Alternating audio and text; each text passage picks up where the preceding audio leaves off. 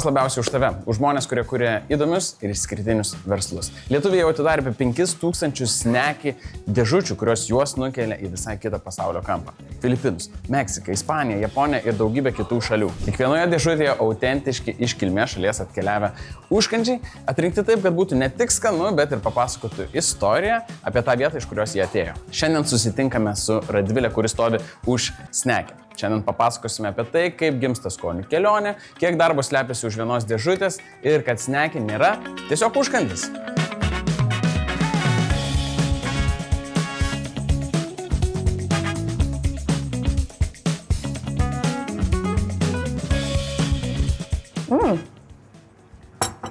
Jei reikėtų apibūdinti snekį vienu jausmu, koks jis būtų? Manau, būtų džiaugsmas. Kokio dydžio džiaugsmas? Gerai, šiaip norėčiau paklausti, Snack yra tikrai išskirtinis verslas ir ar gali papasakoti, kaip radai šitą iš vis nišą Lietuvoje? Šiaip aš dar prieš kurdama Snackį labai domėjausi prenumeratos tiesiog verslu. Ir aš nusprendžiau, kad man toks kaip challenge'as buvo, aš gal noriu pabandyti, nes aš tuo metu buvau tam taške, kad aš noriu kurti savo verslą, tik aš nežinau, koks jis turi būti. Ieškau, kas man patinka, kas užsienyje veikia ir atrodo tokia, kad užkandžiai, visi valgo užkandžius, kad ir kokie jie bebūtų, sveiki, nesveiki, saldus, rūgštus. Tai galvoju, kadangi nėra tokios nišos būtent Lietuvoje, galvoju, reikia pristatyti, parodyti, ką mes galim padaryti su prenumerata būtent. Gerai, kiek šalių šiandien paragausim? Šiandien paragausim 2 šalių. Šiandien turim pas save 2 šalis, bet aplamai su Snackį esame apkeliavę apie 15-18, kažkur tarp 15-18 skirtingų šalių. Ką apie save naujo sužinojai galbūt kurdama Snackį? Aš visada galvojau, kad esu toks labai, nežinau, draugiškas, labai, kaip čia pasakyti. Jau žinau, kur eina atsakymas. Toks labai lengvas žmogus, bet aš supratau, kad norint greitai augti, tu turi daug ir daryti ir greitai viską daryti. Negali, kad, tarkim, gal po porą savaičių aš, nežinau, pasileisim naujus kreatyvus adsuose. Negali tu taip, tokių timeline tempti. Niekada šiaip tokia nebūdavo, aš dažniausiai tas labai atsipalaidavęs žmogus būdavau. O kai kurio savo toks buvo, kad gal biškai griežtokas. Viskas dabar tikra verslininkė. Jau dabar pagal timeline, deadline yra. Bet net pavyduvas su tais deadline'ais, nes matai, pas mane yra kitaip, aš net nesugebėjau šito interviu teksto išmokti. Bet ir gerai, tau man biškai paprašiau gyventi, žinai. Atsipalaidavęs. Gerai, o tavo šeima, iškart patikė tavo idėją, ar buvo tokių, kur, tu čia prisigalvoji, ta čia nesąmonė. Labai geras klausimas. Mano šeima tikėjo labiau manimi, bet ne mano idėja. Bet geriau, kaip dabar artimieji visa šeima ir taip turiu, ką dabar sako? Tai džiaugiasi? Jo, dabar labai džiaugiasi. Tai pavyzdžiui, aš dar kai seniau viską pati pakuodavau, turėjau savo sandėlį, savo gimtamėse, aš esu iš Senos Varėnos. Tai jau tada atsimenu, atvykdavo Paletės, tada kartu su šeima eidavom visi pakuoti. Ir mama, ir tėtė ten visi padėdavo, aišku, visiems biškį vargo būdavo kartu pakuoti.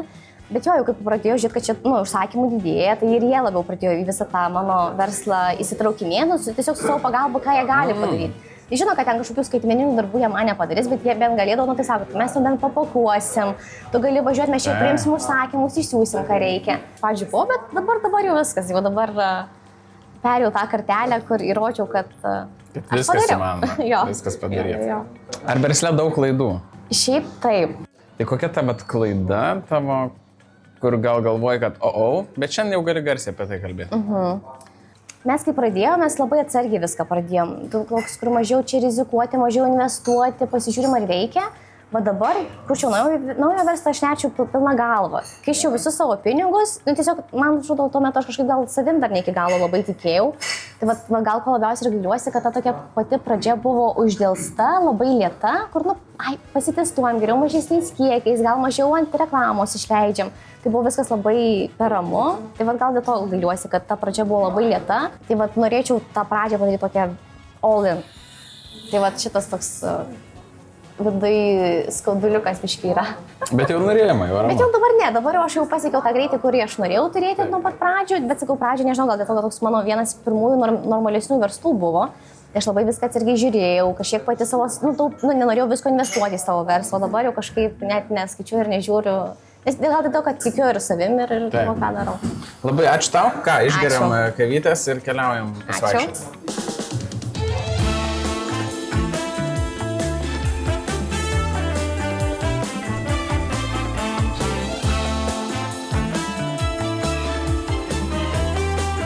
Radvilė, Išgėrėm šiltos kavelės ir noriu tavęs paklausti, kur gimsta tavo visi sprendimai. Šiaip labai paprastoj vietoj, tai būtų kažkur čia, tiesiog miške. Čia. Jo.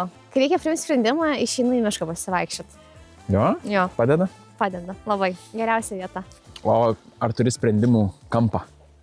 Tai va, sprendimų kampas visada ir būna. Jeigu labai kažkokia dilema kyla, klausimas, aš tiesiog išeinu pasivaikščioti. Aš kadangi esu iš Dzūkijos, tai pas mus iš miškų, tai aš tiesiog kažkas negerai, susinervinus, ar kažkoks klausimas kyla, tiesiog išeisiu į mišką, pasimsiu šunį, pasivaikščiosiu, žinau, kad kažkokį sprendimą rasiu ten. Iš kiek šalių jau yra tų dėžučių?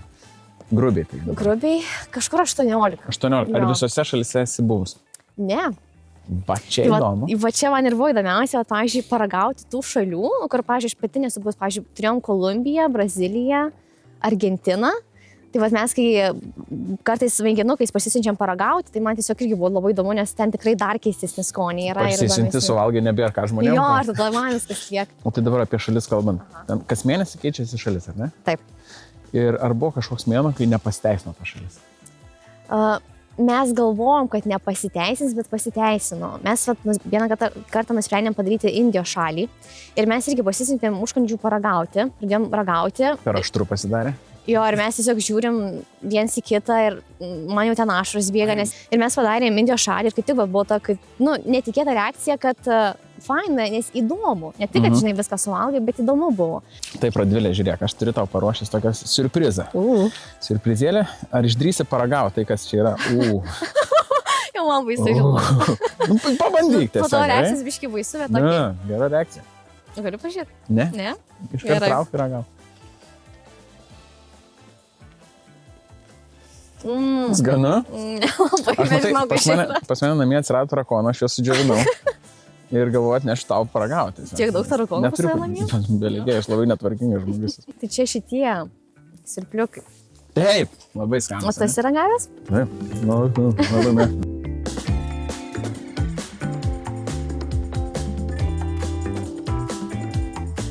Taip, papasakok vieną dalyką. Jūs siunčiatės produktus, juos tikrinat, ragaujat. Taip. Iš Indijos nepasitvirtino niekas, kaip parduotuvė. Tai kažkuri dalis. Kiek būna tokių produktų, kuriuos atmetat? Ar daug? Labai žinai, nuo mėnesio priklauso ir nuo šalies, nes, pavyzdžiui, Indija, akivaizdu, ten, žinau, 50% atmetėm, bet dabar jau maždaug žinom, kaip ką reikia atrinkinėti, tai vidurkis būna apie 20%. Kur paragaujam, sakom, tikrai tie niekam nepatiks, tai vidurkis 20%, bet mes jau kaip atrinkinėjom, jau irgi maždaug turim kriterijus, pagal ką jos reikia atrinkti. Turėti užkandžių verslą, maisto verslą yra labai sunku, nes aš kaip sakau, skonis neturi draugų. Kas man skanu, tau gal neskanu bus. Tai va tas visada yra, kur, ar čia patiks, gal daugam nepatiks, toks visada kažkokia rizika yra, kur, nežinai, ar pataikysi tą mėnesį. Tai tikrai kas mėnesį su vis didėjančiais klientų kiekiais vis baisiau darosi. Ir fainiau ir baisiau. Bet gerai, užkandžiai. Pati užkandžiauji dažnai? Taip. Labai daug. Labai daug, ne? Tai koks užkandis dažniausiai atsiduria tavo kuprinėje, rankinėje, kišenėje? Aš tokia dabar turiu. Jo. Aš daug pasirašiau. Šiaip pas mane visada šokoladinis botanėlis būna. Visada. Kur žinok, galim keisti.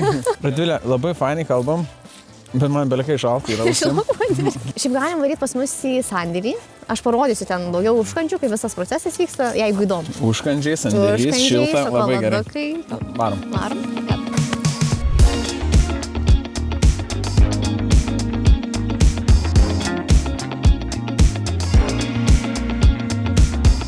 Taigi, atvykom į sandėlį, kur negaliu pasakyti, kad yra tikrai šilčiau negu lauke.